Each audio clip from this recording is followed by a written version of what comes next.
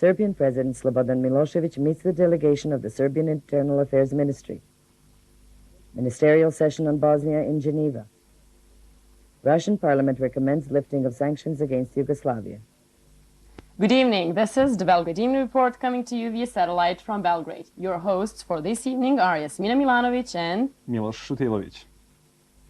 Serbian President Slobodan Milošević received the Internal Affairs Ministry delegation headed by Minister Zoran Lilić today.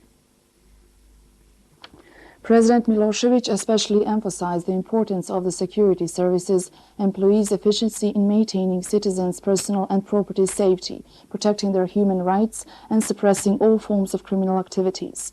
Milošević also underlined the need for constant training and upgrading of the service employees' skills in order to efficiently combat crime, especially organized financial crime noted recently as a result of the war surroundings and economic crisis. Expressing his belief in a speedy economic recovery and encouraging them in their task of enforcing the Constitution, law and order, President Milošević wished all security service employees success in their work. the Ministerial Conference of United States, Russia and UN representatives regarding the situation in Bosnia began in Geneva today. The main goal of the conference is to stimulate peace negotiations in Bosnia. Here is what was decided on this occasion. A total ceasefire is demanded from all the warring sides in Bosnia, as well as the start of negotiations based on the European plan, proposing the following territorial division: 51% for the Muslims and Croats and 49% for the Serbs. The firm U.S. stand also exists that sanctions against Yugoslavia should not be reduced. The proposed ceasefire is to last 4 months, and the warring sides are required to join in the peace negotiations within the next 2 weeks. The Russian Parliament Lower House Duma proposed that the federal president, the government and the foreign ministry urgently undertake certain energetic measures within the United Nations in order to lift the sanctions against Yugoslavia.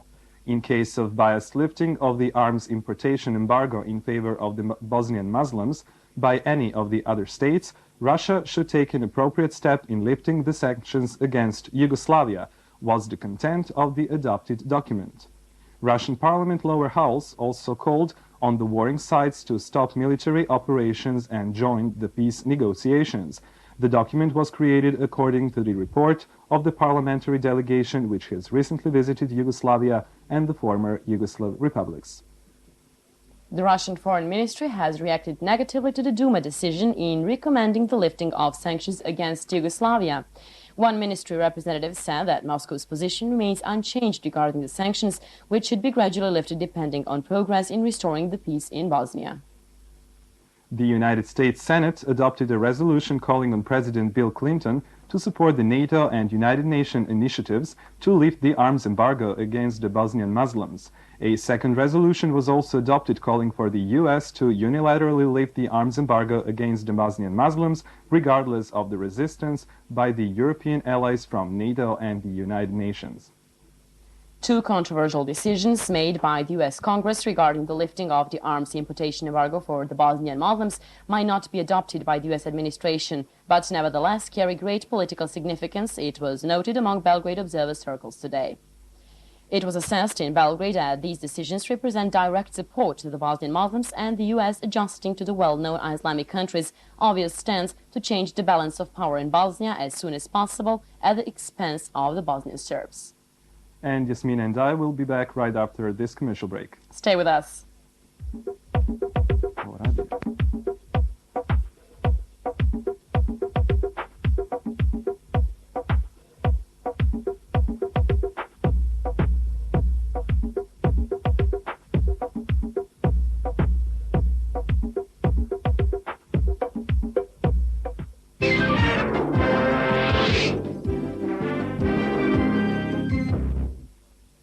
News from the war fronts.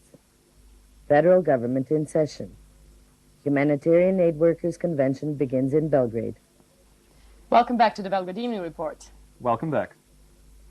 The United Nations High Commissioner for Refugees, Sadako Ogata, advised the international community to concentrate more on the political solution of the conflict, which is resulting in millions of refugees and deprivation of inhabitants, also saying that humanitarian operations cannot serve as a camouflage for political inertia.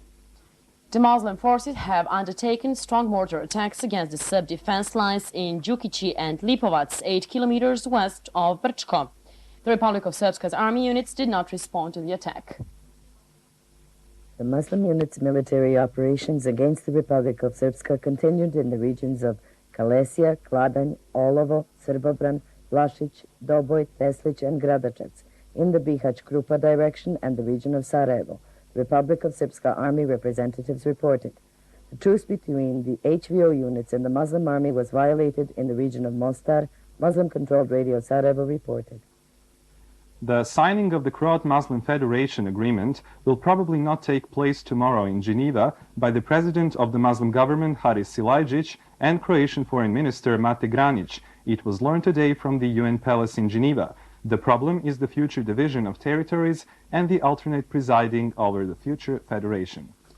Yugoslav President Zoran Lilić ended his visit to the South African Republic this evening, where he was present at the inauguration of the president of this African state, Nelson Mandela. During his visit to the South African Republic, Lilić met with state leaders from all parts of the world. The federal government today adopted the decision on the sale of a portion of the federal goods reserves during May and June this year, valued at 50 million new dinars, aimed at covering a part of the federal budget deficit. The government has also reached the following decision regarding certain services of vital importance to the defense of the country. Also adopted were orders in the cabinet outlining orders from the Federal Defense Ministry which companies must carry out. This pertains to transportation as well as other vital systems of communication during periods of war, imminent danger of war, and states of emergency, and during the mobilization of the Yugoslav army. The federal government has also reached a decision that Slovakian citizens should, in future, obtain visas before entering Federal Republic of Yugoslavia. The Assembly of Humanitarian Workers and Yugoslav Immigrants Abroad, dealing with the organization and offering the humanitarian aid to Yugoslavia, began today in Belgrade. The greatest difficulties facing humanitarian aid employees of Yugoslavian origin abroad are the variety and lack of organization on the part of Yugoslavia, as well as a complex customs procedure at the Yugoslav border. This was emphasized during today's discussion. The Assembly has assessed as being important the founding of a federal coordinating board which should contribute to the efficacy of the humanitarian aid activities. At this time, a characteristic sticker will be printed which every convoy should carry from now on as a universal and recognizable sign. The establishing of a station at the Yugoslav border where all humanitarian aid coming to Yugoslavia would be collected was proposed.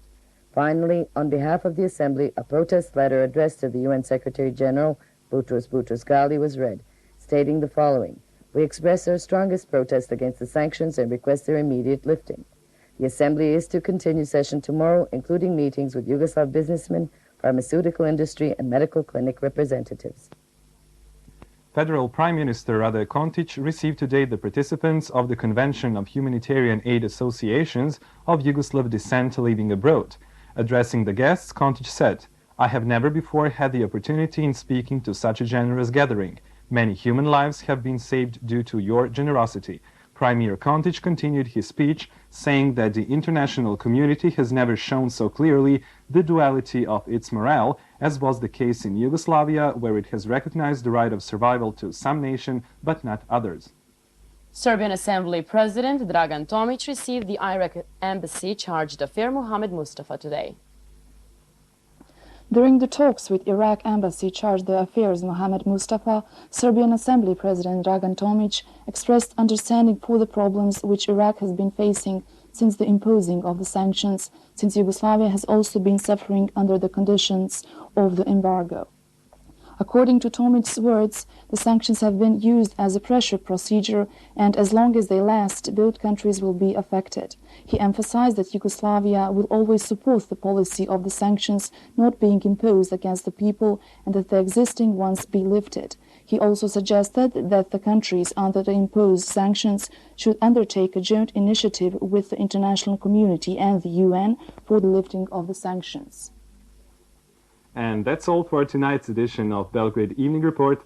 Join us again Monday night at 11:40 p.m. Central European Time. Until then, have a good night. Have a good night.